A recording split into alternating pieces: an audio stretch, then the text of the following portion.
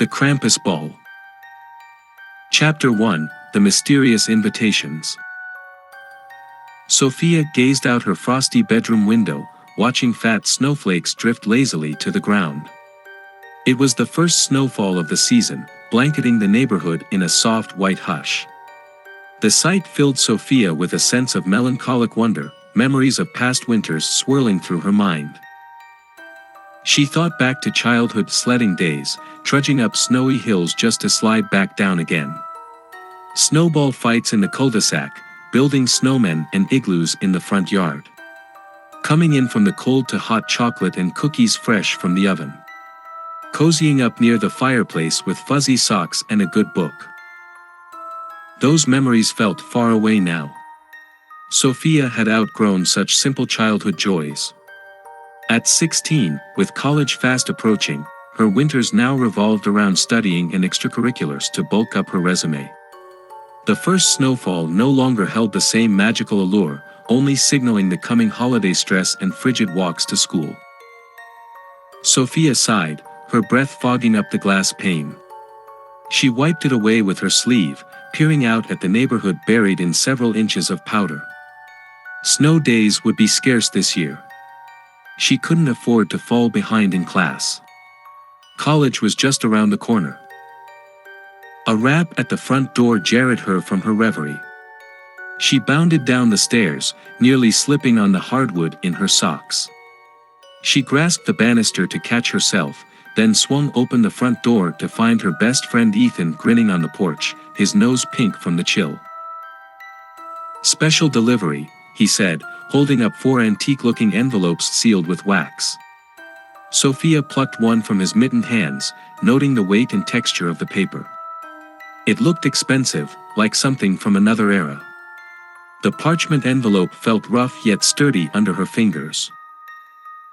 She turned it over and saw her name, Sophia Marshall, penned in ornate, old-fashioned calligraphy on the front. Her address and a stamp were noticeably absent. Definitely odd. "These were on all of our doorsteps this morning," Ethan explained, handing her 2 more sealed envelopes. Sophia stepped aside and ushered Ethan out of the cold. "Come in. Tell me about these mysterious letters." Ethan gratefully slipped off his snow-crusted boots at the door and followed Sophia into the living room. They sank into the couch as Sophia turned over one of the envelopes. "So I woke up this morning, pulled on my boots, and nearly tripped over this thing on the front steps," Ethan said. "No footprints in the fresh snow. Completely dry, like it had been hand-delivered in the night." Sophia nodded. "Yes, no postage marks. Very peculiar." She carefully broke the wax seal and opened the envelope. Inside was a heavy, textured card invitation to a masquerade ball that very evening at a mansion deep in the snow-covered Shadowwood Forest. Sophia read the details out loud, her brow furrowing. "Tonight? In Shadowwood Forest? But how? The location doesn't even sound real." She flipped the invitation over, looking for any other hints or clues. "This doesn't make any sense, Ethan." He frowned. "Yeah, I thought it was some kind of bizarre prank at first too. But then I found these fancy invitations waiting for Ava and Lucas as well. Someone clearly wanted all 4 of us there, though I can't imagine who would orchestrate such a strange, elaborate setup." Sophia chewed her bottom lip thoughtfully. "I suppose we should get the others over here to figure this out together." She pulled out her phone and shot a quick text to Ava and Lucas. Within 10 minutes, the 2 of them arrived looking equally perplexed. "What is going on, you guys?" Ava asked as she shook snow from her curls and unwound her scarf. "This invitation arrived out of nowhere. I asked my parents if they knew anything about it, but no luck." Lucas held up his envelope. "I thought my sister was pranking me or something. But then I got texts from you all freaking out too," he said with an uneasy laugh. The 4 friends gathered around Sophia's kitchen island, laying out all the invitations side by side. They appeared identical, same coloring, ornate handwriting, and odd antique style. The only difference was the name penned on each one. Sophia voiced her concerns about venturing out late at night into the remote Shadowwood Forest, a place she wasn't even sure truly existed. Ava nodded in agreement, pointing out how sketchy and dangerous this could be. I mean, we're just teenagers. And this mansion is supposedly way out in the middle of the woods. It doesn't feel right, Ava said, hugging her shoulders. Lucas immediately pulled out his phone to research the mysterious estate and Shadowwood Forest. After several minutes of searching online local maps and property records, he shook his head. Zero search results, you guys. I think this place is totally made up, Lucas confirmed. But his eyes reflected traces of unease that echoed Sophia's own creeping dread. Ethan glanced around at the group and gave a reassuring smile. Come on, it's probably just an elaborate senior prank or something. A way to mess with us. But Sophia noticed his grin seemed forced, not reaching his eyes. She turned over the thick invitation in her hands. On the back, handwritten in dark red ink, she noticed a message they had all somehow overlooked until now. Your attendance is mandatory. The consequences of declining will be most dire. A chill ran down Sophia's spine, one that had nothing to do with the winter cold outside. She knew with sudden, chilling certainty that they had to attend this ball, whoever had summoned them into the depths of the shadowed forest. The ornate letters seemed to swirl on the page, further confirming the gravity of the situation. Sophia met Ethan's eyes, seeing her own fear reflected back. We have to go, she said quietly. Ethan pressed his lips together tightly and gave a small nod. Lucas and Ava exchanged uneasy glances but agreed, given the subtly ominous threat scrawled on the back of their invitations. After a quick, tense lunch, Sophia announced she wanted to stop by the occult shop downtown before they headed to Shadowwood Forest. Just in case. Occult shop? Lucas asked, bewildered. Yeah, they sell protective herbs, crystals, and stuff, Sophia explained. I just think we should take precautions. In case this isn't just some prank. The group loaded into Ethan's SUV and headed downtown. Lucas pulled up directions to Shadowwood Forest on his phone, hoping to glean some small insight. But details proved lacking, almost suspiciously so. It was as if the forest itself resisted being mapped. At the occult shop, they were greeted by a man in dramatic antique robes with a pointed gray beard. He perused their invitations, peering closely at the wax seals and ornate writing. Curious, very curious, he murmured under his breath. After asking a few probing questions, his eyes widened. You all must take great care tonight. I fear a malevolent hand at work. The shopkeeper pressed a leather-bound tome into Sophia's hands, along with fragrant protective sachets for each of them. Ancient lore, for understanding your enemy, he said grimly. They thanked him and headed to the car, Sophia clutching the heavy book close. Safely inside with the doors locked, Sophia carefully opened the aged tome. The pages were filled with cramped, spidery handwriting and esoteric illustrations that gave her chills. Legends and arcane details of otherworldly evils long forgotten. She hoped answers, or at least clues, lay somewhere within its crumbling pages. As the sun sets, they turn down an overgrown side road leading deep into Shadowwood Forest.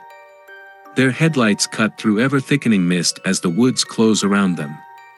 They drive in tense silence, the trees looming taller and more gnarled. When at last a wrought iron gate emerges from the gloom, Sophia's breath catches in her throat. The mansion beyond sits dark, save for the soft glow of candlelight in several windows. Apprehension floods her insides with ice water. But the subtly ominous threat on her invitation propels her forward, towards whatever awaits inside the unknown night ahead. The SUV crunches up the snow-lined gravel drive, parking alongside a few other vehicles. They emerge cautiously into the biting winter night, their breaths puffing out in nervous clouds. This is the point of no return. Sophia clutches her invitation in one hand, the arcane tome in the other. She feels Ethan give her fingers a gentle, reassuring squeeze. Drawing courage from her friends, she climbs the stone steps and pushes open the massive front door. It creaks open heavily, sealing them all inside a cavernous foyer lit by a mammoth crystal chandelier. Their footsteps echo across the marble floors as they huddle together, peering into the silent depths of the mansion. A grand staircase curves upward into shadow. The heavy door thuds shut behind them, making them all jump. Sophia swallows hard. "Well, I guess we're here," Lucas says, trying to conceal the shake in his voice. He glances back hesitantly at the closed door. Looks like there's no turning back now. Chapter 2: Arrival at the secluded ballroom. The shadowy interior of the mansion was dimly lit by strands of icicle lights that cast an otherworldly glow across the expansive stone walls. Their muffled footsteps echoed through the cavernous corridors as they ventured deeper in search of the ballroom. An unsettling silence pervaded the mansion, no other guests yet in sight. Turning a corner, they found their path bisected by a long crimson carpet lined with wreaths of prickly holly. Sophia detected faint notes of cinnamon and nutmeg wafting from some unseen kitchen. The spiced holiday aromas seemed sinister somehow in this place, like a burial shroud concealing rot just below the surface. Still, the scents beckoned them onward, leading them towards two imposing mahogany doors left invitingly ajar. Sophia hesitated, pulse quickening, then pushed the doors open slowly. Inside was revealed an opulent mirror-lined ballroom flickering with the light of 1,000 candles. A towering fir tree dripping with gilded ornaments and draped with strands of pearls dominated the space, its glimmering starry topper scraping the frosted glass ceiling. At the far end of the cavernous room, crystallized windows framed the inky forest night. The four friends drifted slowly inside, both awed and unnerved by the unearthly splendor of the seemingly abandoned scene. Then the doors slammed shut behind them with an explosive crack that made Sophia's heart lurch. Whirling around in terror, they found a towering horned demon leering down at them, his hulking frame eclipsing the candlelight. Wickedly sharp antlers protruded from his head, framing blazing coal-like eyes that rooted them to the spot. His guttural voice was a snarl that turned Sophia's knees to jelly. "Welcome, my honored guests, to the Krampus ball." Krampus, Sophia remembered the name from half-forgotten Yuletide legends about the nefarious counterpoint to Saint Nicholas. Her mind raced, grasping at hazy details about the twisted anti-claus who captured and tormented disobedient children. Krampus tromped toward them, ancient and elemental, the echoing sound of his hooves reverberating through the floor. Sophia's palm grew slick with sweat around the protective amulet. "You have each been chosen for a very special honor this solstice season," the beast rumbled. "You will remain here as my guests, forever." He paused, flashing a chilling grin full of jagged, yellowed teeth. "That is, unless you unravel the secrets of this estate before the stroke of midnight." Sophia's breath caught in her throat. Krampus turned slowly, surveying them with predatory eyes that gleamed with malevolence. "Fail to escape by then, and your souls are forfeit. My minions will delight in tormenting you for all eternity." His caustic laugh echoed off the vaulted ceiling. "The game begins now." He swept a clawed hand toward the shadowy hallway behind him. With an explosive slam of his hoof that rattled the chandeliers, the mirrored walls transformed into yawning, cavernous passageways twisting into unfathomable darkness. An icy wind roared through, extinguishing the candles and plunging the ballroom into sinister gloom. The friends huddled together, pulses racing, as an unnatural stillness settled over them. As their vision adjusted, Krampus and the once glittering ballroom were gone. They stood alone in eerie dimness, the twisting maze of the estate's eldritch corridors looming before them. Chapter 3, Revelation of Krampus. Sophia's mind reeled, her trepidation quickly morphing to resolute anger. She refused to end up a tortured plaything for this demented beast. Gripping Ethan and Ava's hands fiercely, she turned to face the shadowy passages. "We have until midnight to unravel Krampus's secrets and break his hold on this place," she said, her voice steady despite her rattling nerves. "Let's search these wings systematically, maybe there are clues about the mansion's past, or how to defeat him." Lucas nodded, already analyzing possible approaches. "We'll cover more ground separately. But check in regularly, and shout if anything happens." His face paled slightly at the thought. Sophia squeezed his shoulder reassuringly. "We're stronger together. Krampus only wants us to feel isolated and afraid. If we work as one, we can do this." Her words ignited fresh resolve on their faces. After hastily scrawling crude maps to track their routes, they each chose a passage and delved into the oppressive gloom. The twisting mirrored corridors multiplied Sophia's shadow as she walked, distorting her footsteps until she felt utterly, hopelessly lost. Through the convoluted maze she wandered, each room holding eerie surprises. One room was a music room with a grand piano, where a ghostly pianist endlessly and soundlessly tapped the ivory keys with skeletal fingers, oblivious to her presence. Another room was a massive library with shelves that mysteriously rearranged themselves when she glanced away. The deeper she explored, the heavier the atmosphere felt, pressing in from all sides. Sinister whispers echoed just out of earshot no matter which way she turned. Icy cold spots raised goosebumps on her arms, and strange flickering shapes danced at the edge of her vision, vanishing when she whipped around to look. She suppressed a rising tide of panic, pushing forward through the phantasmal labyrinth with jittery breaths. Finally, after what felt like hours of twists and turns, Sophia came across a small dusty study at the end of an impossibly long, narrow corridor. Shelves of moldering antique leather tomes lined the walls from floor to ceiling. At its center stood an antique mahogany desk stacked precariously high with yellowed papers and maps. Sophia hurried forward, hope rising. This room had to hold the clues she needed. She scanned the desk hurriedly, rifling through letters, journals, and arcane texts with fumbling hands. A familiar symbol on one leather-bound document caught her eye, the same stylized K woven into the border of their party invitations. Hands shaking, Sophia lifted the crumbling journal. She gingerly blew off the cover, revealing an elegantly handwritten title page. Property of Christopher Kringle _ Christopher Kringle. Sophia's heart skipped a beat. Could this journal be the key to understanding Krampus? What secrets might it reveal? Pulse racing, she began to read the faded, spidery handwriting. What she learned in those pages changed everything. According to the ancient journal, Krampus was no demon after all, but a man. Centuries ago, he had been Christopher Kringle's partner in bringing midwinter joy and cheer to Victorian England. But Krampus had been shunned and scorned for his frightening visage, driving him to bitterness, then to darkness. He broke from Kringle and retreated to this mansion, determined to spread fear instead of holiday cheer. Kringle was heartbroken at losing his friend to hatred and solitude.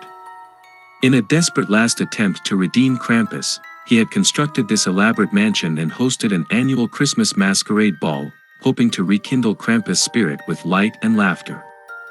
But Krampus's anger had twisted the once glorious ball into his own sadistic game. Sophia closed the journal softly, hands trembling.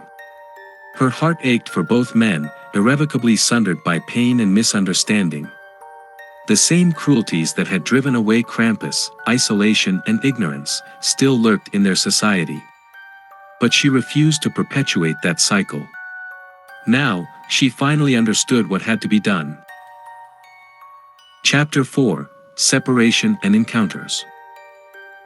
While Sophia made her chilling discoveries, her friends navigated their own strange encounters in the maze of the estate. In an empty dining room, Ethan's footsteps echoed unnaturally loud across the dusty floorboards. Intricate murals depicting winter landscapes lined the walls, the once vibrant paint now dingy and peeled in large sections. Many of the figures in the paintings seemed to leer at Ethan as he passed by. On the long polished mahogany table, moldy platters of food rotted uneaten, furry with thick layers of dust. At the head of the table loomed a large, imposing chair carved from ebony, a throne fit for a monster or medieval king. Ethan turned away with a shudder, feeling as if the throne's occupant could return at any moment. But as he did, the dusty platters seemed to glimmer with movement in his peripheral vision. Heart-lurching, he whirled back around to find the rotten feast alive and writhing with maggots bursting up from the rancid food. He recoiled in horror, bile rising in his throat.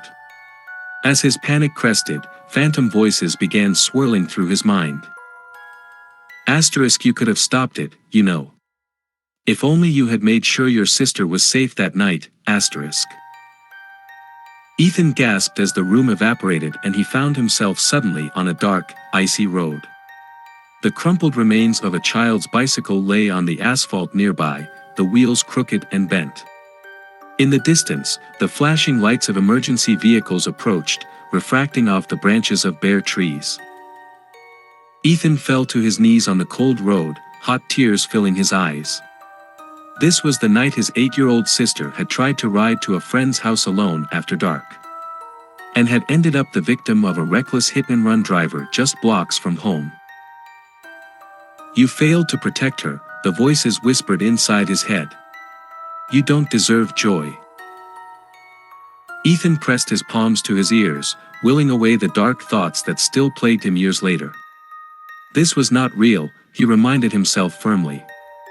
Just another twisted torment conjured by Krampus. With great effort, Ethan pushed aside the suffocating guilt and rose shakily to his feet. He refused to surrender to the demon's sadistic games. Krampus would not succeed in dividing them. Setting his jaw in determination, Ethan strode from the dining room back into the maze. Elsewhere in the winding, twisting halls, Ava roamed anxiously, calling out repeatedly for her friends. Only muffled echoes replied, the sound waves bouncing off the old wooden walls and high ceilings before dying away into silence. She quickened her pace, her breathing growing tighter and more rapid. The last time she had felt so profoundly alone was after her parents' bitter divorce, when she'd been cast adrift in a sea of uncertainty about the future. Rounding a corner, Ava skidded to an abrupt halt. There at the far end of the long, dim corridor stood two achingly familiar figures with packed suitcases in hand, her parents. Ava froze, watching them turn and begin walking away from her, fading into a white nothingness until they disappeared from view.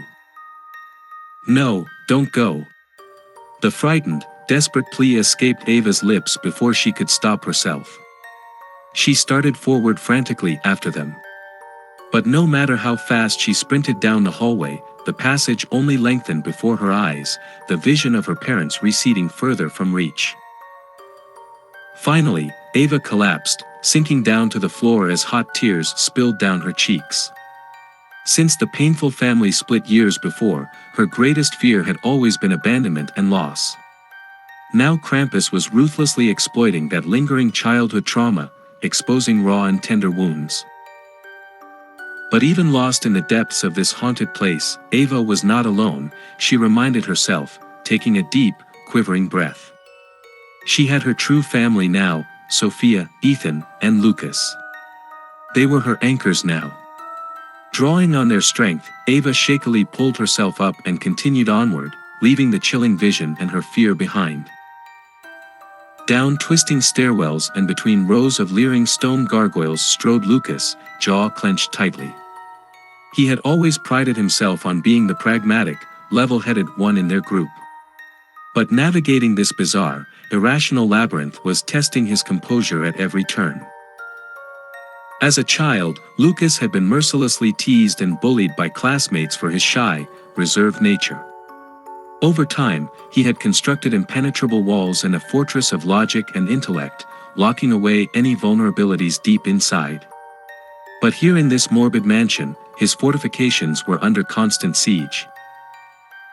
Turning down another shadowy corridor lined with dusty paintings, Lucas stopped short, eyes widening. His own likeness stared back from every gilded frame, each canvas capturing a different shameful moment from his past. There he was as a young boy, head down and avoiding eye contact as bullies encircled him. There again, an awkward teenager struggling ridiculously to ask a girl to a school dance. And once more, a friendless child sitting alone on the fringe of the playground. Lucas quickly averted his eyes, cheeks burning with humiliation. How pathetic and small he had once felt, before he had learned to conceal his weaknesses behind an impassive mask. But somehow Krampus saw through all his barriers, piercing his armor and exposing the most raw and tender nerves. Clenching his fists tightly, Lucas forcefully shook off the creeping shame threatening to immobilize him. He refused to be defined any longer by these painful memories from his past. Krampus would not succeed in stripping away how far he had come, nor in undermining the true, meaningful friendships he now possessed. Steadying his breath, Lucas turned decisively and continued his meticulous search down the twisting halls.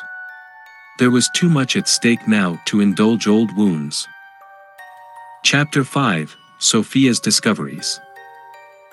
Sophia clutched Kringle's journal tightly to her chest, a whirlwind of emotions churning within her.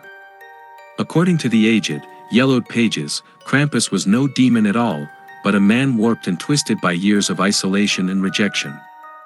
His cruelty stemmed not from wickedness, but from a profound loneliness and pain that had calcified his heart over countless decades. Kringle had constructed this sprawling mansion long ago in hopes of redeeming his old friend, to melt the bitterness icing his soul through connection and joy.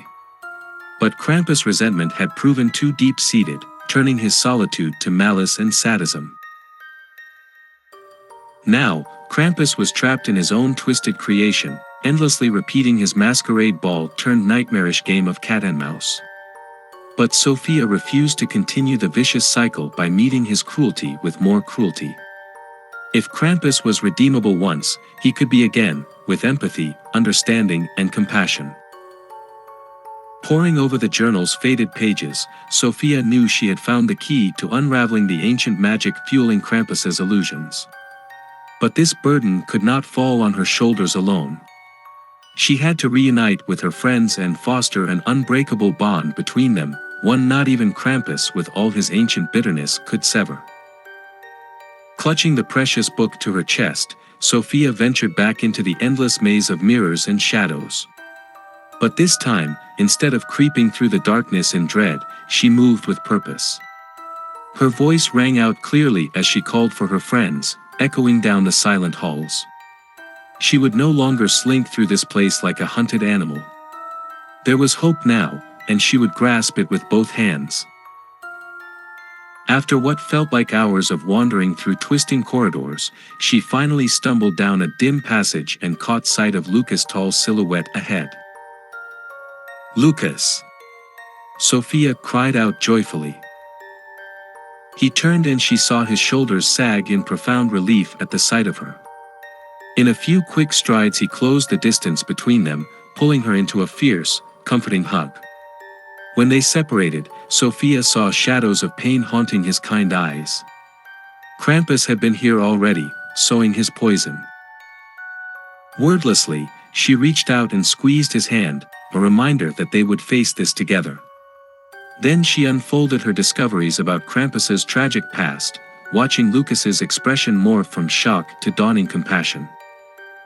"We can still save him," she finished fervently. With empathy, not fear.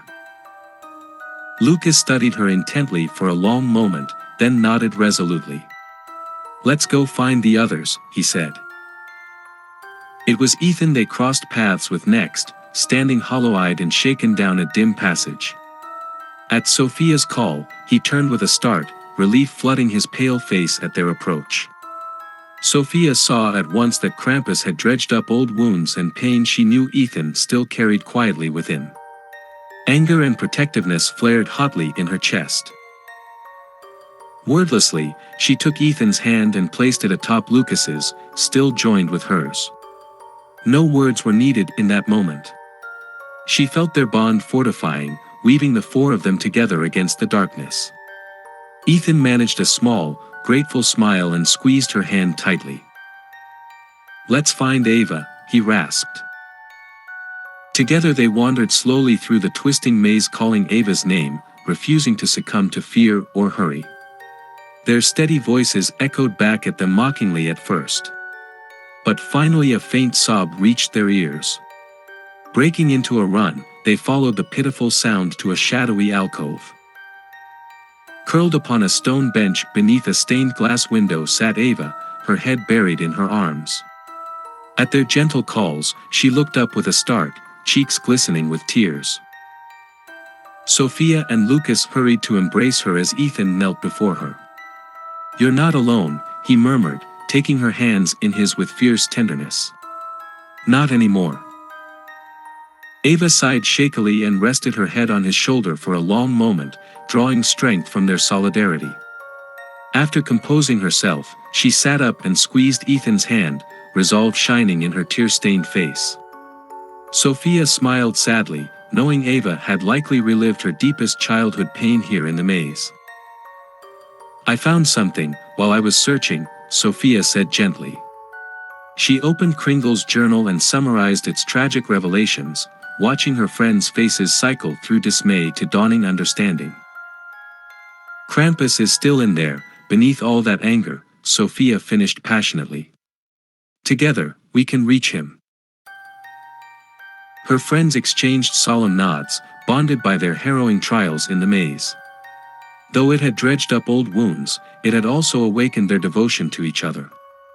Now, they stood united and unbreakable, ready to redeem this place and its tormented host. "Let's end this game," said Ava resolutely, rising to her feet. Hand in hand they marched back into the mansion's haunted heart, united by hope. Chapter 6: Confronting Personal Fears. As one, the reunited friends retraced their steps through the maze, no longer aimless but focused. Sophia led the way, Kringle's journal tucked securely under her arm. Behind her, Ava, Ethan, and Lucas remained locked hand in hand, a living embodiment of the empathy and unity that was their strongest weapon against Krampus. The journey back felt shorter this time, as if the prison itself was shifting to accommodate their escape. But the group knew Krampus would not let them go so easily. They steeled themselves for the final confrontation ahead. When they again reached the imposing wooden doors of the ballroom, Sophia hesitated, uncertainty flickering in her eyes. Over the years of visiting her grandfather in this twisted place, its dark magic had sunk into her bones, making her doubt herself and her friends. Sensing her hesitation, Ethan gave her shoulder a reassuring squeeze. "We're ready," he said, his voice quiet but full of confidence. "We're together this time. Let's end this." Sophia smiled gratefully at him, the fog of doubt lifting from her mind. Heart swelling with love for her friends, she pushed open the doors. Inside, the cavernous ballroom appeared unchanged, still empty and forever night beyond the windows. Shadows danced ominously across the vaulted ceiling. Standing defiantly across from the massive fir tree, the group called out for Krampus to show himself. Their only reply was a bone-chilling blast of icy wind. It tore through the room, extinguishing the candles in one dreadful sweep and plunging them into absolute darkness. Somewhere nearby, they heard the heavy thud of approaching footsteps and Krampus's guttural chuckle echoing. Then, around them, the shadows began to twist and stretch into unnatural shapes. Ghostly silhouettes rose up along the walls, slowly solidifying into familiar forms. The friends watched in dismay as spectral visions from their pasts took shape in the darkness, haunted memories made flesh. Before Ethan stood the ghastly specter of his younger sister, blood still wet and glistening on her temple from the fatal accident that had claimed her life. Ava faced the blurred retreating backs of her once loving parents as they walked away after announcing their divorce, their fading footfalls echoing mockingly. Lucas found himself encircled by the leering faces of childhood bullies who had tormented his vulnerabilities. Heart pounding, Sophia whirled around to find her own hazy demon approaching, the hospital bed where her beloved grandfather had uttered his final labored breaths before passing away in front of her young eyes. The painful visions crept steadily closer, threatening to overwhelm the friends completely. This was Krampus's endgame, they realized, drowning his victims in their most private traumas and deepest fears until they surrendered their will and sanity. But the friends now possessed a weapon more powerful than any darkness, their unbreakable bond of love and trust. With hands clasped tightly, they closed their eyes and recited the core truths they had come to learn on this harrowing night. They were more than their old wounds and fears. The past could hurt, but it did not define them. Together, they had a future of joyful purpose if they faced it hand in hand. The positive mantras flowed between them like beams of light, kindling an inner fire that illuminated their connected hearts and minds. Slowly but surely, the looming shadows of their past pains began dissolving away into nothingness.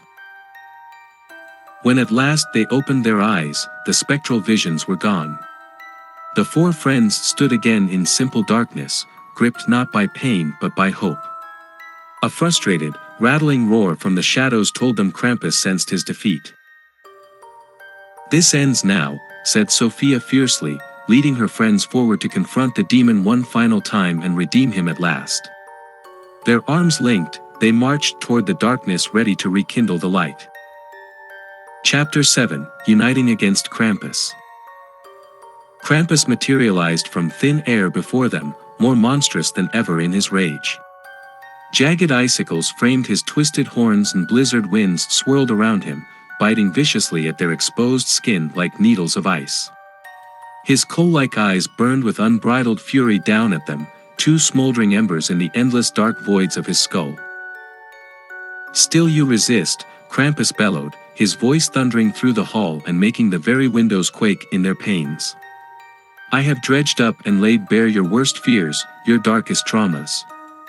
You should be groveling on your knees before me, cowed and defeated." He punctuated his wrath with a mighty smash of his cloven hoof, the crack resounding as it splintered the polished marble floor. But the friends stood their ground unflinchingly before the enraged beast, hands still tightly interlinked in solidarity. "Your cruel games have only brought us closer," said Sophia, her voice clear and steady despite Krampus's rage. "United together, we're stronger than any pain or fear you try to sow."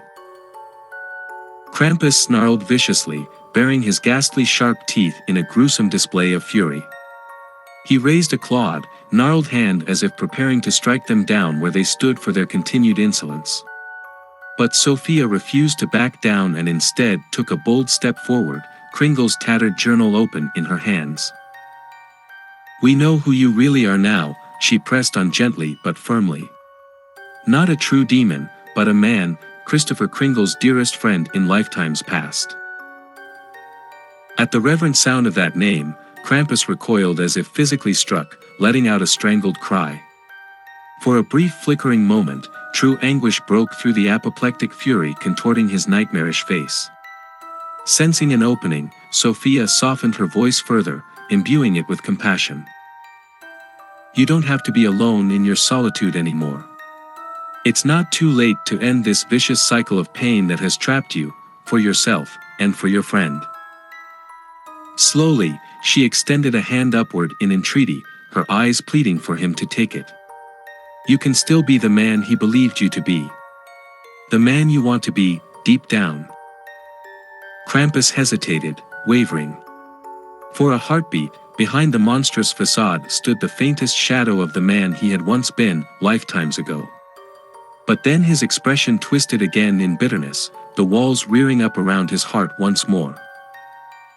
"Lies," Krampus spat angrily. Your empathy is but another ruse, another betrayal. This all ends at the stroke of midnight." With a roar, he summoned a massive crystalline clock overhead, already ominously chiming the quarter hour in haunting tones that echoed through the hall. Jaw clenched in determination, Krampus turned his back on them and moved to mount his fiendish black throne. Sophia felt her heart sink even as her mind raced for an answer. Kindness and empathy alone would not be enough to break this ancient curse. She had to find a way to make Krampus truly feel the power of human connection he had long denied. In a stroke of inspiration, her gaze landed on the towering Christmas fir in the corner, still strangely spared from the decay that had claimed everything else. Beneath its boughs sat a trove of ornate but unopened presents, wrapped in shimmering paper. Hope flickered anew within her. Hoarsely whispering her budding idea to the others, Sophia grabbed Ethan's hand tightly in her own and made for the gift trove. Their true test had come at last. Chapter 8, Climactic Showdown. Heart pounding fiercely, Sophia raced with Ethan across the expansive ballroom floor, their rapid footfalls muffled by the thick emerald carpet of pine needles strewn beneath the towering fir. Krampus's enraged roar reverberated through the cavernous room as he realized their intent, but it was too late.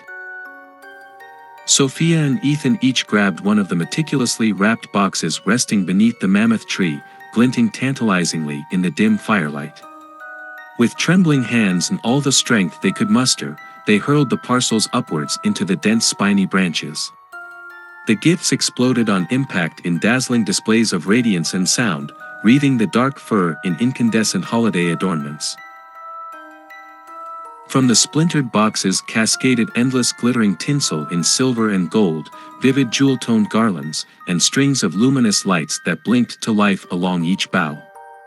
In mere moments, the once gloomy fir was utterly transformed, illuminated from within by the warm loving glow of the season. Blinking back relieved tears at the breathtaking sight, Sophia gazed upward, letting the beauty and hope of this first Christmas with her friends after years of crushing loss and loneliness swell powerfully within her. Beside her, Ethan drew a sharp breath, vividly recalling that same miraculous holiday, the first time since his beloved sister's tragic death years prior that he had felt the wavering flame of joy kindle within him once more. "No!" Krampus bellowed, recoiling from the tree's comforting glow, shielding his face with a gnarled claw. The massive crystalline clock overhead began tolling deafeningly louder as final midnight approached. Strange shadows streaked soundlessly across the floor and walls, detached from any earthly form, twisting into grotesque shapes. Across the cavernous room, Ava and Lucas grabbed ornately wrapped gifts of their own with trembling hands. Lucas squeezed his eyes shut, picturing in vivid detail the hollow holidays following his mother's untimely passing, how Sophia had been the one to take his hand and guide him gently back into the light. Ava recalled with vivid clarity that first hopeful Christmas with her chosen family after her painful divorce from her unfaithful husband, where she had discovered at long last the true meaning of unconditional love. With all the power left in their weary bodies, they hurled their parcels upwards to join the others, exploding in dazzling bursts of radiance and sound. More enchanted lights and tinsel draped the ancient fir from root to spire. The once gloomy tree now blazed brightly with loving adornments, bathing the entire ballroom in warmth that seemed to thaw the very darkness. Krampus collapsed heavily to his knees with an unearthly, guttural howl, clawing desperately at the air, unable to bear the blinding glow emanating from the vibrant tree. "Please, stop," he bellowed, visibly trembling. "I cannot bear it." Sophia slowly stepped toward him, no longer gripped by fear but instead filled with compassion. She knelt gracefully beside the wretched creature and extended a gentle hand once more, her voice soft and kind. "You can endure this, as the man you truly are deep inside. It's time now to release this all-consuming bitterness and come back home." The massive clock overhead struck the first deafening chime of midnight, the sound vibrating through the room. Krampus raised his head slowly to meet Sophia's earnest gaze, centuries of unimaginable pain etched on his weathered face. Then, he reached out with a tentative claw and clasped Sophia's hand lightly in his own gnarled grasp. In that transcendent moment, a blinding pulse of energy tore through the cavernous ballroom. The oppressive darkness shattered completely in an instant, leaving only warm comforting golden light and the heady pine scent of Christmas to permeate the space. When at last their vision cleared, Sophia found herself kneeling not before a wretched monster, but simply a man, sad-eyed and haggard still, yet no longer haunted or haunting. The ancient curse had finally been broken by their selfless act of compassion. Rising slowly, she gazed around the resplendent ballroom, restored to its original state, glittering with hope and finery. Her dearest friends embraced nearby, tears of joy glistening on their smiling faces. Together, against impossible odds, they had succeeded in performing the impossible. Chapter 9, Breaking the Malevolent Magic. Sophia slowly helped the man to his feet, keeping a cautious grip on his arm as he steadied himself. Now that the dark magic had been lifted, his monstrous facade had faded away, revealing his true, human face beneath the many decades of torment and isolation. Up close, Sophia could see faint traces of the man he had once been in his weathered features, the kindly friend of Kringle that legend told of. The man blinked in the soft glow of the grand ballroom, taking in his opulent surroundings. His eyes, now free of the piercing red glare, glistened with emotion. The fear. He whispered, his voice emerging fully human once more. It's gone. The anger faded. He met Sophia's gentle gaze, remorse flowing freely down his lined face. I am so deeply sorry for all the pain and suffering I've caused you. Sophia gave his hand a forgiving squeeze. Your pain caused ours. But it ends here. Let go of the darkness, it cannot haunt you any longer. The man nodded heavily, relief washing over him. The tremendous weight of centuries of loneliness and torment seemed to lift from his sagging shoulders. Sophia kept her hand firmly clasped in his as she guided him slowly across the ballroom to join the others beneath the massive, glowing fir tree. One by one, Lucas and Ava approached cautiously to embrace the man, no longer a monster, but now someone to be met with empathy. Though hesitant, the man returned their embraces, bound to them now by newfound understanding. As the clock overhead finished chiming out 12 echoing midnight bells, the pale rays of filtered moonlight streaming through the tall windows seemed to coalesce right before their eyes. Gradually, the light took on the shape of a portly, bearded man, with rosy cheeks and a kindly smile that could only belong to one figure, Christopher Kringle. Sophia's jaw dropped. The man beside her gasped sharply, staggering a step closer. After decades of being lost to one another, Christopher had come for his old friend. The two men stared at each other wordlessly, the gulf of years and grief palpable between them. Then, as if a spell had been broken, they rushed forward into each other's arms, weeping openly. Watching the emotional reunion, Sophia felt her own tears begin flowing freely down her cheeks. Thank you for saving him, Kringle choked out at last, his voice throaty with emotion as he turned to the four of them. Your bond and belief were stronger than any dark magic imaginable. He lifted his old friend's withered hands tenderly in his own. Come now, it's time. Let's go home where you belong. The man turned back one last time to meet their eyes, gratitude etched across his weathered face. I'll never forget what you've done for me this night, he said solemnly. May your friendship always be a light to banish the dark. Kringle gave them a final, heartfelt smile of thanks. Then, still clasping his friend's hands in his, the two men walked forward into the moonlight streaming through the windows. Before their eyes, the figures dissipated gradually like mist, fading away into the peaceful glow. A tranquil silence fell over the grand ballroom in their absence. Sophia reached for Ethan's hand, feeling his steady, reassuring pulse beneath her fingertips. Lucas and Ava drew up beside them before the towering, glimmering fir tree. The cursed mansion had transformed all around them, restored to a place of beauty and wonder for the first time in centuries. Together, they had survived the true horrors that once lurked within these walls, and their bonds had only grown stronger for it. United as one, the four friends turned and stepped forward into the light beyond the open doors. This night, they had discovered the true magic of the season in the power of their friendship. They had been given a precious gift, each other. Chapter 10, Departure and Epilogue.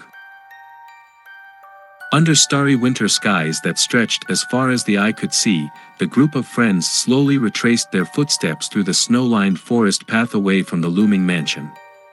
The trees, which had appeared so ominous and foreboding before, now seemed quietly beautiful, their snow-laden branches sparkling under the gentle moonlight. The group's own footprints from what now felt like an eternity ago were still visible ahead of them, 2 lines of hollows trailing off into the distance. As the dark angular shape of the manor dwindled behind them, they gradually picked up an enthusiastic pace, laughter and animated chatter breaking the crystalline cold stillness. They recounted and reenacted moments of their harrowing night with dramatic flair, impersonating the spooky scenery and each other to uproarious effect. The mood was celebratory, as if they could now appreciate the absurdity and humor of the bizarre situation they had found themselves in. After the mile-long trek through the moonlit woods, the group finally arrived back at the wrought iron gate where Sophia's car still waited faithfully. They tumbled inside the vehicle in a chaotic tangle of bulky winter coats, heartfelt embraces, and gleeful relief to be leaving the estate behind them. As Sophia started the ignition, the first large flakes of a new flurry swirled outside the windows, seeming to glow ethereally under the car's headlights. They drove away slowly, watching the snow gently erase all traces of their strange night. Safe at last in the snug confines of the car, the adrenaline and excitement that had sustained them quickly drained away, and a deep soul-weary exhaustion caught up with them. One by one, they dozed off, limbs draped comfortably across each other in a tangle of warmth and comfort. The terror lay behind them now, and they saw only light ahead. In the years to come, the four friends would occasionally reminisce fondly about that surreal winter night deep in the forest, and the powerful friendships forged in darkness. The memories would never fade or lose their vivid intensity, keeping alive the spirit of wonder, adventure, and unity kindled under the glow of the mythic fir tree. And in their hearts, they would always carry the true lesson of that strange Christmas tale, that no pain or bitterness is stronger than the steadfast bonds of friendship, hope, and human connection.